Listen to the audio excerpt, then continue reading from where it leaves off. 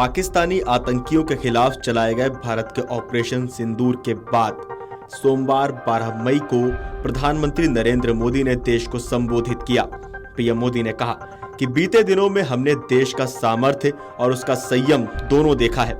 मैं सबसे पहले भारत की पराक्रमी सेनाओं, सशस्त्र बलों, हमारी खुफिया एजेंसियों, हमारे वैज्ञानिकों को हर भारतवासी की तरफ से सलाम करता हूं। हमारे वीर सैनिकों ने ऑपरेशन सिंदूर के लक्ष्यों की प्राप्ति के लिए असीम शौर्य का प्रदर्शन किया।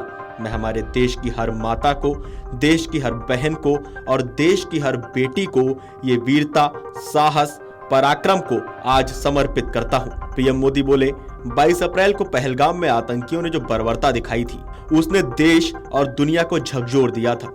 छुट्टियां मना रहे निर्दोष मासूम नागरिकों को धर्म पूछकर उनके परिवार के सामने, उनके बच्चों के सामने बेरहमी से मार डाला था। ये आतंक का बहुत बीभत्स चेहरा था, क्रूरता थी। ये देश के सद्भाव को तोड़ने की घिनौनी कोशिश भी थी।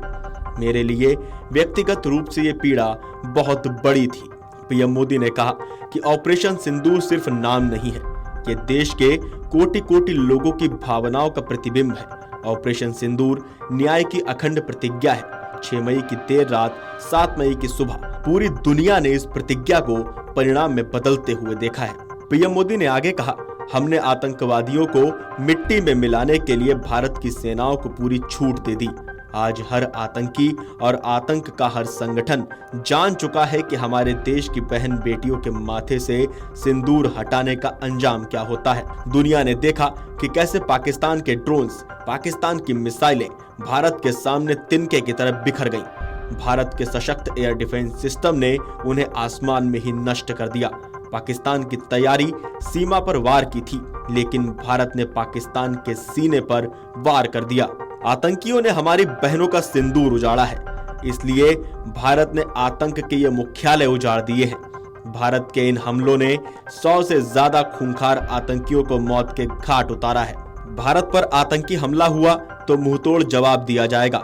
हम अपने तरीके से, अपनी शर्तों पर जवाब देकर रहेंगे। कोई भी न्यूक्लियर ब्लैकमेल भारत नहीं सहेगा। हम आतंक की सरपरस्त सरकार और आतंक के आकाओं को अलग अलग नहीं देखेंगे। भारत का मत एकदम स्पष्ट है, टेरर और टॉक एक साथ नहीं हो सकते, टेरर और ट्रेड एक साथ नहीं चल सकते, और पानी और खून भी एक साथ नहीं बह सकता।